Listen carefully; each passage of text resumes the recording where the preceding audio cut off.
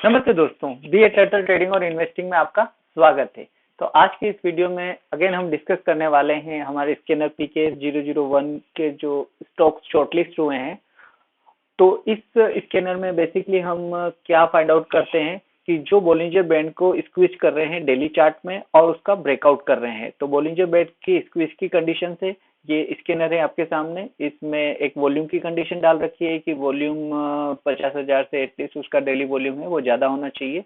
और ये Bollinger band squeeze की कंडीशन से कि स्क्वीज इससे डिटरमाइंड होता है और उसके बाद ये ब्रेकआउट की कंडीशन है। तो ब्रेकआउट में बोलिंजर बैंड के हाई को क्रॉस करें, लास्ट के 10 दिन के हाई को क्रॉस करें और एटलीस्ट 3% से ज्यादा का रिटर्न उस दिन में दिया हो। तो आज ये 10 स्टॉक्स इस स्कैनर में आए हैं जिन्होंने ये क्राइटेरिया सेटिस्फाई किया है। तो आप देख सकते हैं Panama petrochemicals limited, Indo Amines limited, Tarmat limited और JK paper limited, Odisha Bengal carriers limited, GFL limited, सेतिन industry limited, PT engineering limited और power grid corporation of India limited, DCB bank limited, ये सभी स्टॉक्स हमारे इस लिस्ट में आए हैं। इन्होंने एटलीस्ट 3% का रिटर्न दिया है और सभी ने बोलिंजर बैंड को भी ब्रेकआउट किया बोलिंजर बैंड का, और साथ ही में पिछले 10 दिनों के हाई को भी ब्रेक किया है।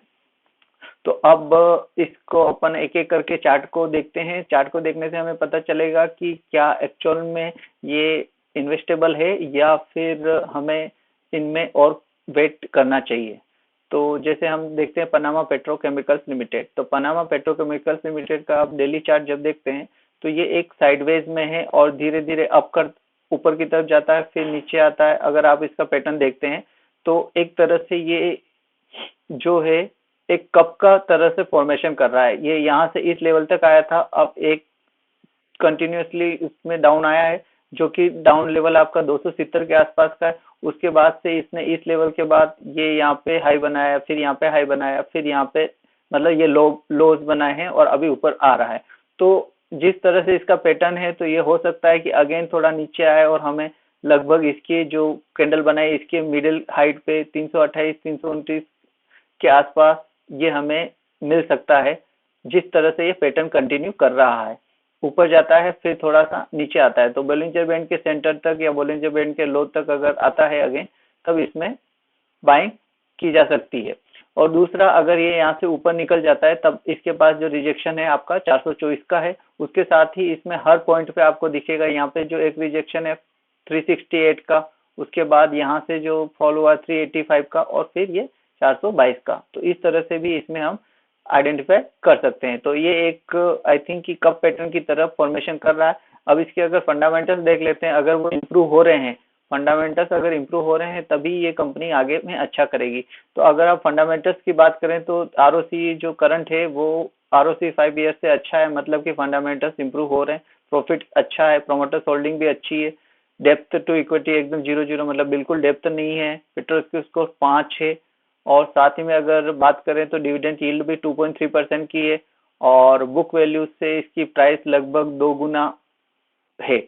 तो कंपनी अच्छी है, कंपनी है। देखिए यहाँ पे भी प्रोज में काफी अच्छे पॉइंट दे रखे हैं। कंपनी है reduce depth, almost depth free है, कंपनी है डिलीवर गुड प्रॉफिट ग्रोथ और company has a good return on equity है। और प्रोमोटर्स होल्डिंग डिक्रीज हुई है 0.62% लास्ट क्वार्टर में। तो ये एक कंसर्न की बात हो सकती है। बाकी पनामा पेट्रोकेमिकल्स की अगर करंट मार्केट प्राइस और मार्केट कैपिटल के हिसाब से इंडस्ट्री कंपैरिजन या पीयर कंपैरिजन करें तो पीई के अकॉर्डिंग भी ये एक अच्छी कंपनी है, 10.87 पीई है। बाकी आप दूसरे कंपेयर करेंगे तो उससे ये बेटर है। सेल्स भी इसका अच्छा है और प्रॉफिट भी इसका अच्छा है। इससे भी अच्छी कंपनी शायद डीसीडब्ल्यू हो जिसका सेल्स इससे भी बेटर है और प्रॉफिट भी इससे बेटर है, लेकिन पीई थोड़ा सा ज्यादा है, लेकिन वो चलता है।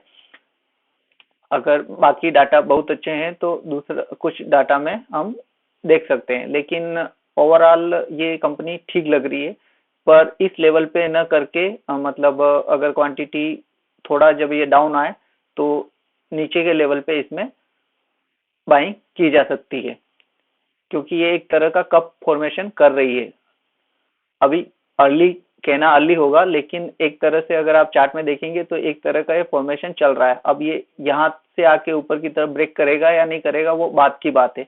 पर अभी ये जिस तरह से चल रहा है वो एक तरह से कप बना रहा है।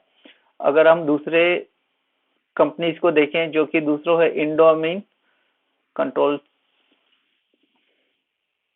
तो इंडो अमीन लिमिटेड का चार्ट हम यहाँ पे देख सकते हैं। अब इंडो अमीन लिमिटेड ने क्या किया है, यहाँ पे भी इसने भी बॉलीवुड ब्रांड को ब्रेकआउट करके प्राइस ऊपर की तरफ क्लोज हुआ है, अच्छे वॉल्यूम के साथ भी क्लोज हुआ है। अब आप यहाँ पे देखेंगे पिछले हाइस तो इसने ब्रेक कर दिए हैं, लेकिन अभी इसके पास जो रेजिस्टेंस पॉइंट होगा वो 139 का होगा।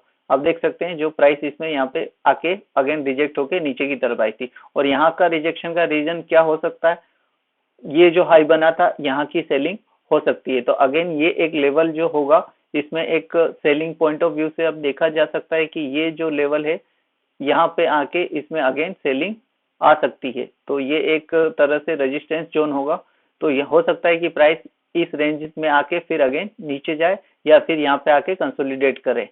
तो नीचे जाने के चांसेस कितने हो सकते हैं, 50-50 दोनों ही चीजें हो सकती है, क्योंकि कोई भी प्रोबेबिलिटी फिक्स नहीं कह सकते कि हम यहाँ पे आके ऊपर ही निकल जाएगा। यहाँ पे आए एक बार आके थोड़ी देर रुके फिर अगर निकले तो ऊपर जाने के चांसेस है, और अगर यहाँ पे आके एक बार ही कैंडल या तो ऊपर खुल जाए या ऐसा आ जाए तो अगेन उसमें सेलिंग स्टार्ट हो जाएगी। एक बार सेलिंग स्टार्ट होकर नीचे क्लोज हो गया तो फिर अगेन प्राइस नीचे आ सकती है।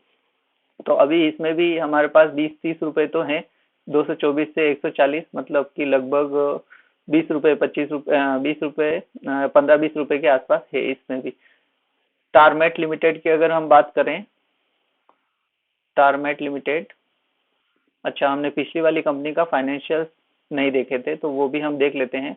टारमेट लिमिटेड से पहले इंडो अमीन के फाइनेंशियल्स की अगर बात करें तो हम इसमें चेक कर लेते हैं। तो इंडो अमीन लिमिटेड की अगर देखिए प्रमोटर्स होल्डिंग 66.9% है, काफी अच्छी है, प्रॉफिट भी अच्छा है। आरओसी की बात करें और आरओसी 5 ईयर की बात करें, कंपेयर करने पर आरओसी 17.4 है कम करंट, और 5 ईयर का 16.7 है, तो ये भी बेटर है। और लेकिन डेप्थ टू इक्विटी की बात करें तो काफी डेप्थ है कंपनी के पास, जितनी इक्विटी है उतना ही डेप्थ है। पेट्रोस की स्कोर ठीक है, cash free cash flow down है, डिविडेंड भी यील्ड भी काफी कम ही है। बुक वैल्यू की बात करें तो ये भी लगभग अगर 3-4 गुने से ज्यादा पे ट्रेड कर रहा है। आज इसने 10% रिटर्न जरूर दिया है।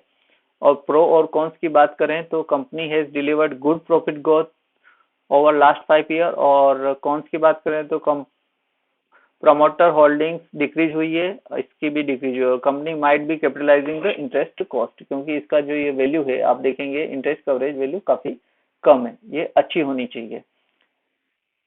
और अभी हम जो बात कर रहे थे कंपनी का टारमेट लिमिटेड का, तो टारमेट लिमिटेड ने भी इसी तरह से जो ब्रेकआउट दिया।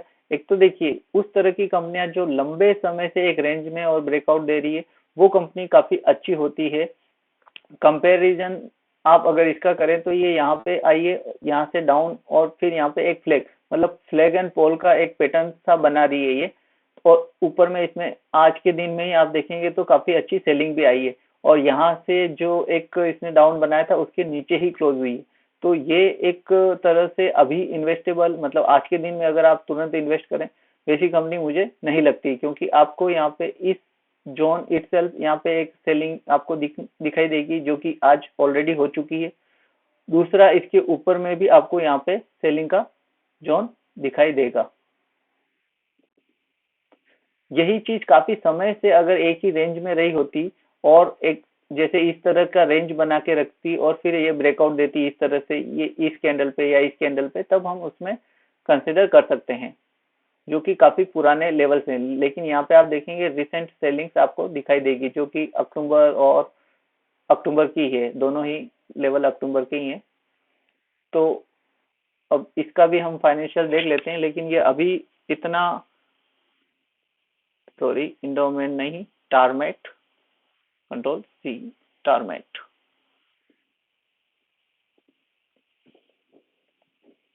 Torment limited. तो टारमेट लिमिटेड के भी फाइनेंशियल्स तो अच्छे दिख रहे हैं, लेकिन प्रमोटर्स होल्डिंग काफी पुअर है। और प्रॉफिट वेरिएशन की बात करें तो अच्छा है, लेकिन आरओसी और आरओसी 5 ईयर भी काफी पुअर है, तो इतना अच्छे इसके फाइनेंशियल्स तो नहीं है। एक बार ये इस लेवल के ऊपर निकल जाए तब इसमें सोचा जा सकता है, क्योंकि ये लेवल और ये लेवल दोनों ही लेवल इसके लिए रेजिस्टेंस की तरह काम करेंगे।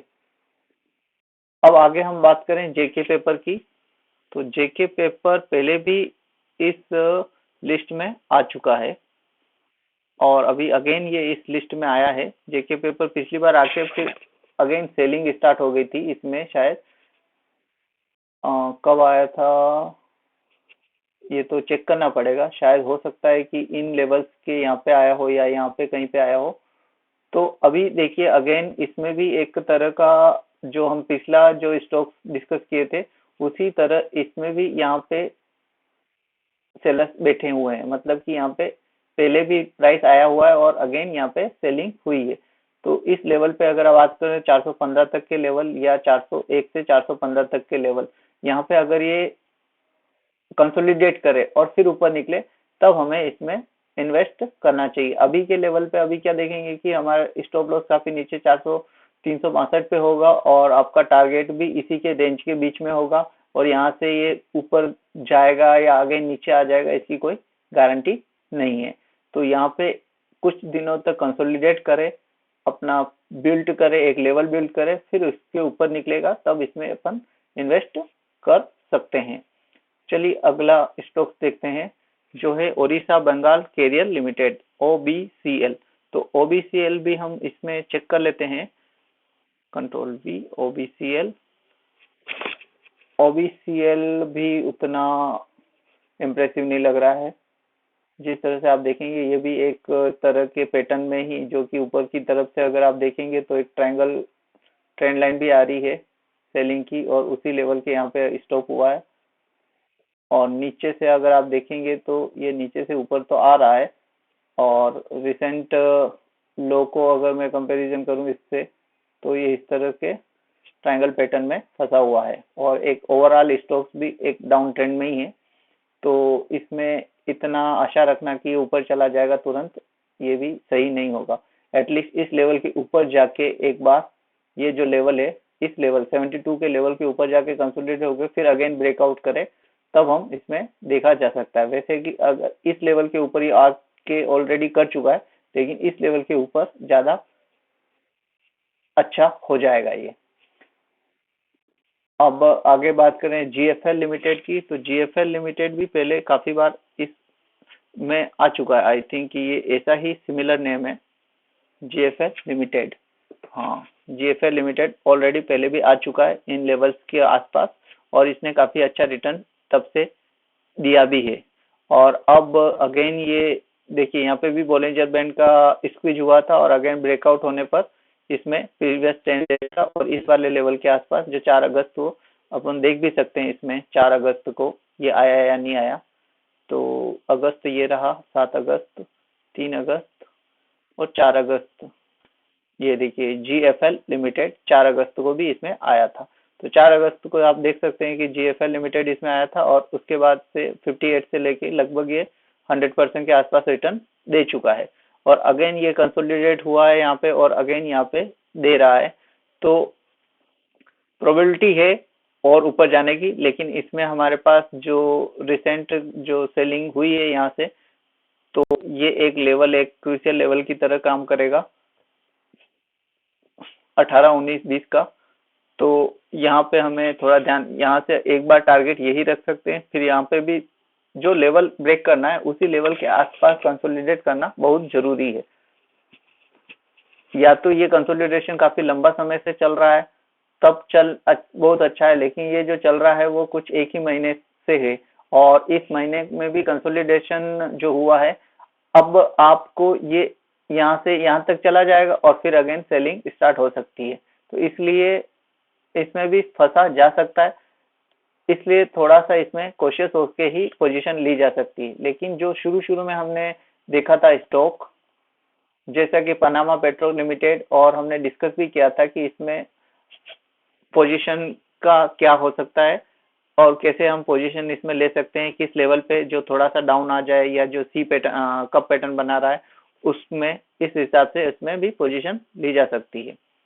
अगर हम नेक्स्ट स्टॉक की बात करें जो कि है सेटिन, तो इसको भी देख लेते हैं। चलिए, सेटिंग इंडस्ट्री लिमिटेड, तो सेटिंग इंडस्ट्री लिमिटेड तो एक तो ये डाउन ट्रेंड में है, ऊपर जाके नीचे आ रहा है, नहीं एक अच्छा स्टॉक, अच्छा लेवल कहा जा सकता है क्या? एक बार इसके फाइनेंशियल देख लेते हैं, क्योंकि ये एक ट्रेंड लाइन के लो के आसपास आ रहा है और यहाँ से रिवर्स दे रहा है और ट्रेंड लाइन भी ऊपर की तरफ है, मतलब कि अपवर्ड ट्रेंड लाइन है।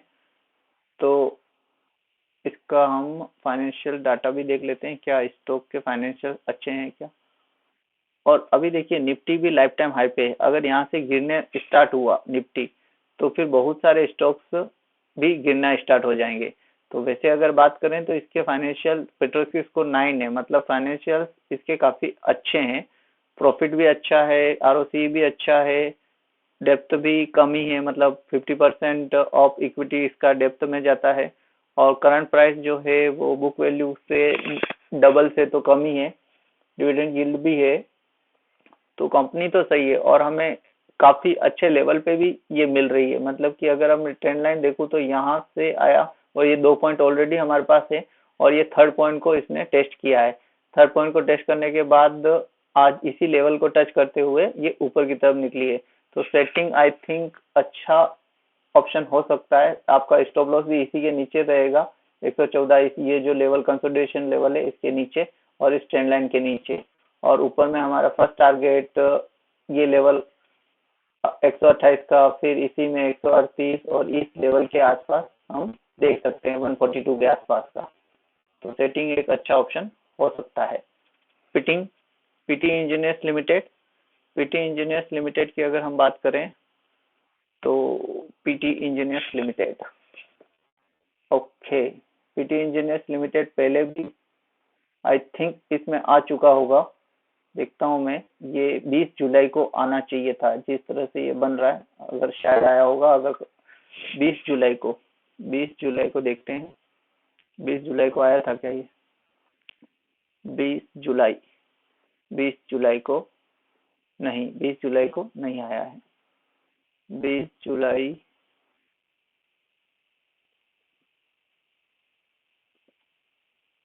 19 जुलाई को भी नहीं है, 20 जुलाई 19 जुलाई नहीं है, यहाँ पे नहीं आया हुआ है। हो सकता है यहाँ पे कंडीशन कोई सेटिस्फाई हुई हो या नहीं हुई हो, इसलिए ये नहीं आया होगा। तो हम इसमें यहाँ पे देखते हैं पीटी इंजीनियर्स का, अगर आप ऑलरेडी इसी में मतलब कि चार्टिंग में ही अपना चार्ट ओपन करके देखेंगे तो आपको ऑलरेडी आइडिया हो जाएगा कि ये किस किस दिन इसमें स्कैनर में आया था। तो ये स्कैनर में आया था यहाँ पे इस लेवल पे 5 जून 2023 को आया था, 20 वाले को दिन नहीं आया था, 5 जून 2023 को आया था, देख सकते हैं ये 5 जून 2023 को, 5 जून 2023, तो जून ये चल रहा है और 12 जून, जुलाई, जून, 12 जून और 5 जून, ये हो गया 7,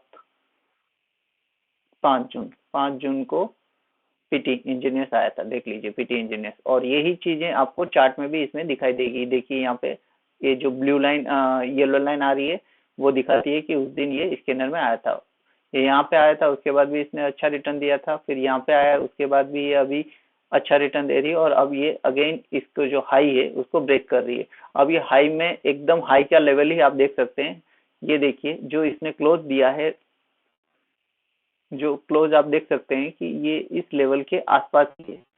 तो ये जो इसका हाई है, ये एक तरह से हम ये भी कह सकते हैं डबल टॉप या ट्रिपल टॉप बना रही है, एक बार यहाँ पे टच किया, यहाँ पे टच किया, यहाँ पे, और यहाँ पे इसके ऊपर जाके अगेन नीचे आई है।